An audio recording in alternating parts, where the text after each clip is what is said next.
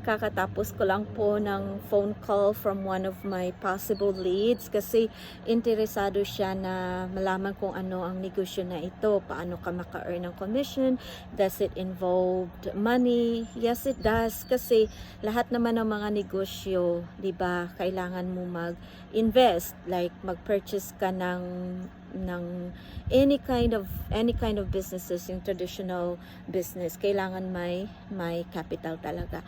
So kagaya din ito, but what we do is very interesting kasi we don't sell the products, hindi din kami yung nagdrop or nag-ship ng products. What we do is we post on social media.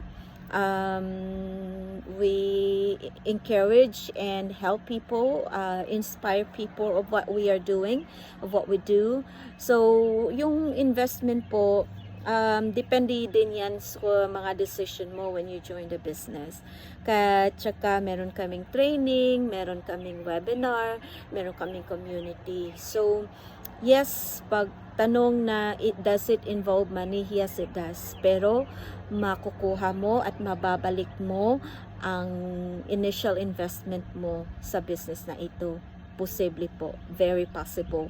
At walang hindi successful sa business na ito pag confident ka lang na ma-reach mo talaga yung goal mo. You do your part, you post, you do your training, you join the community sa mga webinars, at saka help the other business owners as well, encourage business owners. Talagang posible yan dito ang success natin sa business. Kaya don't hesitate to ask me questions. I'm willing to call. I'm here when you need me, when you need a phone call, para pa malaman mo kung ano ang negosyo na ito. Nandito lang po ako. Just text me, let me know when it's a good time to have a video call or chat.